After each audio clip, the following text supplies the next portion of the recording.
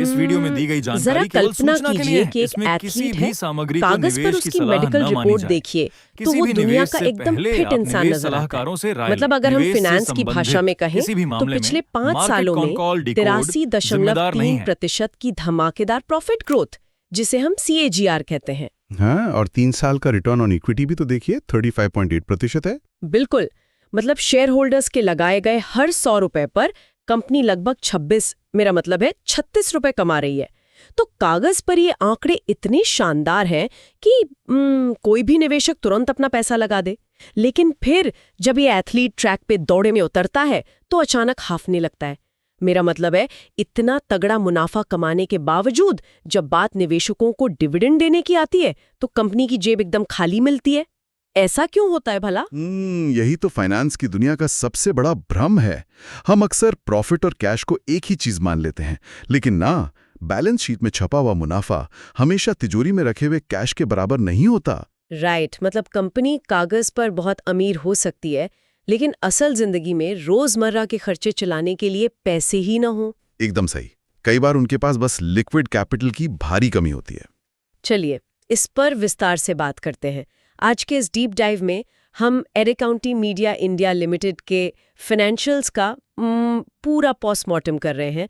जब हमने उनके बोर्ड मीटिंग के नतीजों, ऑडिटेड फाइनेंशियल्स और कैश फ्लो स्टेटमेंट्स को एक साथ रखकर देखा तो एक बहुत दिलचस्प और थोड़ी डराने वाली कहानी सामने आई। और वो कहानी ग्रोथ और कैपिटल रिस्क के बीच के टकराव की है। हाँ, तो इस चर्चा का हमारा मुख्य उद्देश्य ये समझना है कि कैसे इस उभरती हुई स्मॉल कैप कंपनी को निवेशकों ने 100 में से 81 का एक शानदार बुलिश स्कोर दे दिया है। मतलब हम अक्सर सुनते हैं कि ये स्टॉक बहुत बुलिश है, लेकिन क्या इस सुनहरे स्कोर के पीछे कोई ऐसा ऑपरेशनल रिस्क छिपा है जो आम निवेशकों की नजरों से बच रहा है? ये जानना बहुत जरूरी है, क्योंकि शानदार मुनाफे के आंकड़े ही सब कुछ नहीं होते हैं, खासकर स्मॉल कैप कंपनियों के मामले में। बिल्कुल, तो चलिए इस एनालिसिस की शुरुआत करते हैं। किसी भी कंपनी को परखने का सबसे पहला पैमाना होता है उनकी नीयत और पारदर्शिता, मतलब कॉर्पोरेट गवर्नेंस। हाँ, और वहाँ ये कंपनी बहुत मजबूत दिख रही है। राइट। कंपनी के ऑडिट स्कोरकार्ड में हम देखते हैं कि messrs Amit Ramakant and company नाम की फर्म ने उन्हें एक अनमॉडिफाइड ऑडिट रिपोर्ट दी है, और इसके लिए कंपनी को गवर्नेंस में 10 में से 10 स्कोर मिला है। अब एक आम निवेशक के लिए इस अनमॉडिफाइड या क्लीन रिपोर्ट का असल में क्या मतलब होता है? देखिए, जब कोई ऑडिटर किसी कंपनी के खाते चेक करता है तो वो ये देखता है कि कहीं कोई हेराफेरी तो नहीं हो रही है, कोई ऐसा लोन तो नहीं है जिसे छिपाया जा रहा हो, या कोई खर्चे गलत तरीके से तो नहीं दिखाए गए हैं। अनमॉडिफाइड ओपिनियन का सीधा सा मतलब है कि ऑडिटर को कोई भी गड़बड़ी नहीं मिली। मतलब कोई इफ या बट नहीं है? बिल्कुल नहीं। उन्होंने खातों पर अपनी क्लीन चिट दे दी है। ये किसी भी निवेशक के लिए एक बहुत बड़ा ग्रीन फ्लैग होता है। इससे पता चलता है कि मैनेजमेंट जो आंकड़े पब्लिक को दिखा रहा है वो भरोसेमंद है। इससे निवेशकों का भरोसा या इन्वेस्टर ट्रस्ट काफी मजबूत होता है। तो कंपनी के बही खातों में कोई क्रिएटिव अकाउंटिंग या जादूगरी नहीं चल रही है, सब ट्रांसपेरेंट है। हाँ, और अगर हम इसे व्यापक दृष्टिकोण से जोड़कर देखें तो एड काउंटी के मैनेजमेंट ने एक और बहुत दिलचस्प कदम उठाया है। अच्छा, वो क्या? उन्होंने फाइनेंशियल ईयर 26-27 के लिए अपने इंटरनल ऑडिटर के रूप में messrs PC Modi and company को फिर से नियुक्त किया है, जिसे हम रीअपॉइंटमेंट कहते हैं। ये कोई छोटी मोटी बात नहीं है। लेकिन ऐसा क्यों? मतलब ऑडिटर ही तो है, किसी को भी रख लें, क्या ही फर्क पड़ता है? बहुत फर्क पड़ता है। Messrs PC Modi and company 1976 में स्थापित हुई फर्म है। जरा सोचिए, लगभग 5 दशकों का अनुभव। ओहो, 1976, वो तो सच में एक बहुत पुरानी लीगेसी है। बिल्कुल। इतनी पुरानी और प्रतिष्ठित फर्म किसी भी नई या छोटी कंपनी के साथ अपना नाम तभी जोड़ती है जब वहां सब कुछ पारदर्शी हो। ये उनकी लेगेसी का सवाल होता है। इससे फर्म की अकाउंटेबिलिटी और कॉर्पोरेट रिलायबिलिटी सुनिश्चित होती है। अगर मैं इसे रोजमर्रा की जिंदगी से जोड़कर देखूं तो 1976 की इस ऑडिटर फर्म का होना किसी स्कूल में उस सख्त और पुराने प्रिंसिपल के होने जैसा है जिसे बच्चों के हर बहाने पहले से पता होते हैं। हाँ, एकदम सटीक उदाहरण है। उनके सामने आप कोई चालाकी नहीं कर सकते। राइट। और मजे की बात यह है कि जब एक ही सख्त प्रिंसिपल या कहें ऑडिटर लंबे समय तक कंपनी के साथ बना रहता है तो उसे उस कंपनी के हर छोटी बड़ी रग का पता चल जाता है। इसे ऑडिटर कंटिन्यूटी कहते हैं। इससे लॉन्ग टर्म कॉर्पोरेट कंप्लायंस और भी मजबूत होता है। हाँ, और मैंने पढ़ा था कि मॉनिटरिंग एजेंसी ने भी कह दिया है कि उनके आईपीओ फंड के इस्तेमाल में कोई गड़बड़ी नहीं हुई है। एकदम सही। इन सब चीजों ने मिलकर कंपनी को 9.5 आउट ऑफ 10 का मजबूत कॉर्पोरेट गवर्नेंस स्कोर दिया है। मैं यहाँ आपको थोड़ा रोकना चाहूंगी। मुझे एक बात खटक रही है। चलिए मान लिया 1976 की फर्म ने क्लीन चिट दे दी, सब कुछ ट्रांसपेरेंट है, लेकिन क्या बही खाते साफ होने का मतलब ये है कि उनके बैंक अकाउंट में रोजमर्रा का खर्च चलाने के लिए पैसा भी मौजूद है? और यहीं पर पूरी कहानी पलट जाती है। क्योंकि कागज पर तो आप करोड़पति हो सकते हैं, लेकिन अगर आपको अपनी कंपनी के एम्प्लॉयज को सैलरी देनी है या अपना ऑफिस चलाना है, तो उसके लिए तो आपको हार्ड कैश चाहिए ना। आपने बिल्कुल सही जगह पर उंगली रखी है। जो शानदार ऑडिट रिपोर्ट और 8 आउट ऑफ 10 का मजबूत कैश फ्लो स्कोर हम देख रहे हैं, वे दरअसल एक बहुत बड़े ऑपरेशनल रिस्क को अपनी चमक के पीछे छिपा रहे हैं। अच्छा, मतलब दाल में कुछ काला है। ये रिस्क आखिर है क्या? रिस्क है 192 डेज का डेटर साइकिल, जिसे हम डेटर डेज भी कहते हैं। एक सेकंड, 192 दिन यानी आधे साल से भी ज्यादा। लेकिन इसका जमीनी मतलब क्या है? क्या वे अपने क्लाइंट से 6 महीने तक पैसे ही नहीं मांगते? इसे समझने के लिए हमें देखना होगा कि डिजिटल एडवर्टाइजिंग और मीडिया इंडस्ट्री काम कैसे करती है। मान लीजिए एड काउंटी ने किसी बड़े ब्रांड का विज्ञापन अपने प्लेटफॉर्म पर चलाया। हाँ, विज्ञापन चल गया। अब एड काउंटी उस ब्रांड को बिल भेजती है, लेकिन डिजिटल मीडिया में एक बहुत लंबी सप्लाई चेन होती है। ब्रांड सीधे पैसा नहीं देता, पहले एड एजेंसी बीच में आती है, फिर वो परफॉर्मेंस मैट्रिक्स चेक करते हैं कि कितने क्लिक्स आए, कितने व्यूज आए। अच्छा, तो वहाँ डेटा पॉइंट्स पर बहस होती होगी? बिल्कुल, कई बार इन पर विवाद हो जाता है। क्लाइंट कहता है कि हम तो 90 दिन की क्रेडिट लिमिट पर काम करते हैं। इन सब प्रक्रियाओं से छनकर पैसा एड काउंटी के बैंक अकाउंट में आने में औसतन 192 दिन लग जाते हैं। यार, ये तो बहुत भयानक है।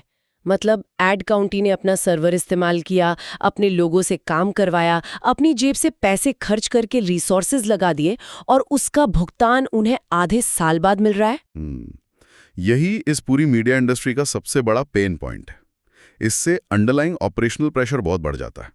और यहाँ जो बात सबसे अधिक रोचक है वो ये है कि अगर हम कंपनी के वर्किंग कैपिटल डेज का डेटा देखें तो स्थिति और भी चिंताजनक नजर आती है। मैंने देखा था पिछले साल उनके वर्किंग कैपिटल डेज 127 थे, जो अब बढ़कर 181 दिन हो गए हैं। श्रोताओं की आसानी के लिए मैं इसे थोड़ा डिकोड करती हूँ। वर्किंग कैपिटल का मतलब है वो पैसा जो आपको अपनी कंपनी को रोज चलाने के लिए चाहिए। हाँ, तो अगर वर्किंग कैपिटल डेज 181 हैं, तो इसका मतलब है कि कागज पर तो आप करोड़पति हैं, लेकिन जब आपको अपनी रोजमर्रा की जरूरतों के लिए बाजार जाना हो तो आपकी जेब में 6 महीने तक कोई नकद पैसा ही नहीं आता। बिल्कुल। इसे फाइनेंस में कैश कन्वर्जन प्रेशर कहते हैं। बढ़ता हुआ डेटा साइकिल वर्किंग कैपिटल को ट्रैप कर लेता है। कंपनी रेवेन्यू कमा रही है, प्रॉफिट जनरेट कर रही है, ऑडिटर्स उसे हरी झंडी भी दे रहे हैं, लेकिन वो प्रॉफिट कैश में कन्वर्ट नहीं हो रहा है। वो मार्केट में कहीं फंसा हुआ है। एकदम सही। और इसका सीधा असर लिक्विड कैपिटल की अवेलेबिलिटी पर पड़ता है। इससे ऑपरेशनल कैश फ्लो बुरी तरह कंस्ट्रेंड हो जाता है। तो यहाँ ये विषय और भी दिलचस्प हो जाता है। मेरा एक पुशबैक है, अगर उनका पैसा 6 महीने तक बाजार में फंसा है, तो फिर वो अपनी कंपनी चला कैसे रहे? उनके जो आक्रामक रेवेन्यू ग्रोथ टारगेट्स हैं, उन्हें पूरा करने के लिए वे अपने स्केलिंग ऑपरेशंस को फंड कैसे करेंगे? यही तो सबसे बड़ा पेच है। जब किसी स्मॉल कैप कंपनी का पैसा इस तरह ट्रैप हो जाता है, तो उसे अपनी ही ग्रोथ को फंड करने के लिए भारी जद्दोजहद करनी पड़ती है। ऐसे में जो लिक्विडिटी मैनेजमेंट है वो पूरी तरह से चरमरा सकता है। ओहो, क्या यही कारण है कि 83% प्रॉफिट ग्रोथ होने के बावजूद कंपनी कोई डिविडेंड नहीं दे रही है? हाँ, क्योंकि बांटने के लिए उनके पास कैश है ही नहीं। जो पैसा है उसे उन्हें मजबूरी में अपने ही बिजनेस ऑपरेशंस को जिंदा रखने के लिए वापस डालना पड़ता है। इसलिए long term growth potential restrict हो जाता है। कागजी मुनाफा भले आसमान छू रहा हो, लेकिन जेब में 6 महीने तक सूखा पड़ा हुआ है। और एक सतर्क निवेशक के नजरिए से या कंजर्वेटिव रिस्क लेंस से देखें तो ये 192 दिन का डेप्ट cycle small cap execution risk का एक क्लासिक उदाहरण है। जब हम छोटी कंपनियों में पैसा लगाते हैं तो हम अक्सर उनके तेजी से बढ़ते रेवेन्यू को देखकर आकर्षित हो जाते हैं। हाँ, ग्रोथ स्टोरी सबको पसंद आती है। लेकिन अगर ये बढ़ता हुआ रेवेन्यू कैश में नहीं बदल रहा है तो लंबी अवधि में कैश फ्लो की सस्टेनेबिलिटी प्रभावित होती है। कंपनी का दम घुटने लगता है। तो क्या हम ये कह सकते हैं कि ये 181 दिन का वर्किंग कैपिटल साइकिल और ये डेप्टर डेज उनके गले की फांस बन चुके हैं? वॉलेटाइल या अस्थिर होती हैं। अगर उनका एक भी बड़ा क्लाइंट पैसे देने में डिफॉल्ट कर जाए या बाजार में कोई मंदी आ जाए तो ये पूरा साइकिल तुरंत एक भयंकर लिक्विडिटी संकट या बॉटलनेक में बदल सकता है। यहाँ एक चीज मुझे कंफ्यूज कर रही है। मतलब अगर हालात इतने ही रिस्की हैं, वर्किंग कैपिटल का इतना भयंकर ट्रैप है, तो फिर इन्वेस्टर्स ने इस कंपनी को 100 में से 81 का बुलिश स्कोर क्यों दिया है? बाजार इतना आशावादी क्यों है? बाजार के इस बुलिश सेंटिमेंट को समझने के लिए हमें एट काउंटी की तुलना उनके इंडस्ट्री पेयर से करनी होगी। जब हम ऑन मोबाइल, पेलेट्रो और नोवस लॉयल्टी जैसी कंपनियों का डेटा देखते हैं तो हमें वैल्यूएशन का खेल समझ आता है। तो चलिए इन मल्टीपल्स का भी पोस्टमार्टम कर ही लेते हैं। अगर हम पीई रेशियो यानी प्राइस टू अर्निंग्स रेशियो की बात करें, जो बताता है कि निवेशक कंपनी के 1 रुपए के मुनाफे के लिए कितना पैसा देने को तैयार हैं, तो एट काउंटी का पीई 11.1 है। ओके, और बाकी इंडस्ट्री का क्या है? इंडस्ट्री का जो मीडियन पीई है वो लगभग 18.58 है। अच्छा, इसका मतलब बाजार को लग रहा है कि ये शेयर अभी भी अपने कॉम्पिटिटर्स के मुकाबले काफी सस्ते में मिल रहा है। ये वो पहला कारण है जिससे स्कोर बुलिश है। दूसरा बड़ा कारण है उनका ROCE, return on capital employed, जो कि 37.0% है। वाओ, 37%! ये तो काफी स्ट्रांग है। बहुत स्ट्रांग है। इसका मतलब है कि कंपनी अपने टोटल कैपिटल का बहुत कुशलता से उपयोग कर रही है। जब बाजार देखता है कि कंपनी लगभग कर्ज मुक्त या डेट फ्री है, उसका रिटर्न ऑन कैपिटल 37% है और शेयर सस्ते वैल्यूएशन पर मिल रहा है, तो निवेशक इन वर्किंग कैपिटल कंस्ट्रेंट्स को नजरअंदाज कर देते हैं। उन्हें लगता है कि फ्यूचर की ग्रोथ सब कुछ ठीक कर देगी। लेकिन इससे एक बहुत ही महत्वपूर्ण सवाल खड़ा होता है, क्या 81 का ये bullish score in operational hurdles और एग्जीक्यूशन रिस्क को सही ठहराता है?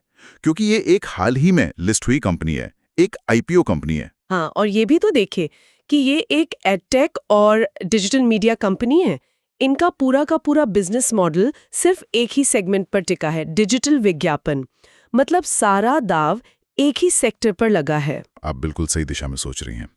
इसे सेगमेंट कंसंट्रेशन रिस्क कहते हैं। यही वो जगह है जहां इन्वेस्टर्स को सबसे ज्यादा सतर्क होने की जरूरत है। एडो काउंटी का पूरा बिजनेस अगर सिर्फ डिजिटल विज्ञापनों पर निर्भर है, तो सोचिए अगर किसी वजह से डिजिटल एडवर्टाइजिंग के बजट में कटौती हो जाए तो क्या होगा? तो उनका रेवेन्यू सीधा जमीन पर आ गिरेगा। और तब ये 192 दिनों का डेप्टर साइकिल उनके लिए एक दुस्वप्न बन जाएगा, क्योंकि पैसा तो मार्केट में फंसा है, नया रेवेन्यू आ नहीं रहा है और फिक्स्ड खर्चे तो चालू ही रहेंगे। तो इस सब का असल में क्या मतलब निकलता है?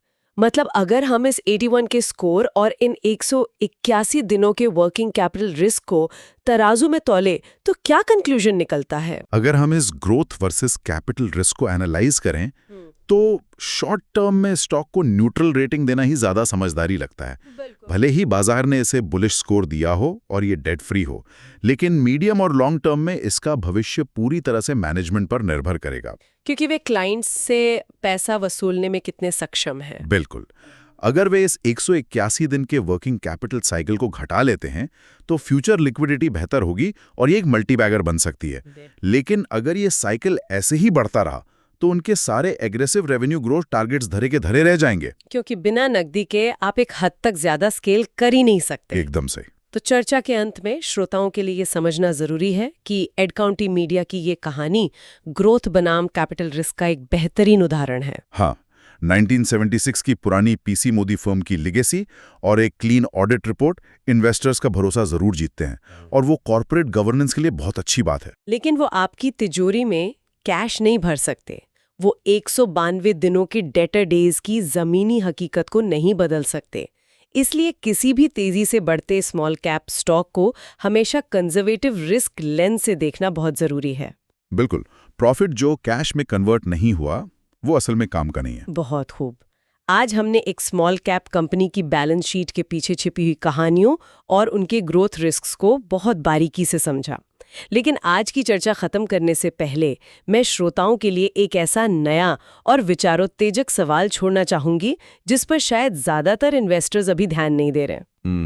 वो क्या है? देखिए, चूंकि इस कंपनी का रेवेन्यू पूरी तरह से डिजिटल विज्ञापन पर टिका है, जरा सोचिए अगर भविष्य में डिजिटल विज्ञापन की तकनीक या ग्राहकों के रुझान में अचानक कोई बड़ा बदलाव आ जाए, लाइक AI की वजह से। हाँ, तो क्या बाजार में 6-6 महीने तक फंसा हुआ ये पैसा, ये जो 192 डे के डेटर्स हैं, क्या वो पैसा हमेशा के लिए डूब नहीं सकता? क्या स्मॉल कैप एडटेक कंपनियां कभी इस देरी से भुगतान के चक्रव्यूह को पूरी तरह तोड़ सकती हैं? ये बहुत ही गहरा सवाल है। इस विचार पर जरूर सोचिएगा, क्योंकि अगली बार जब आप कोई बुलिश स्कोर वाला स्टॉक देखें तो सिर्फ कागजी मुनाफा नहीं बल्कि ये सवाल आपके बहुत काम आएगा। इसी के साथ हम आज का ये डीप डाइव यहीं समाप्त करते हैं।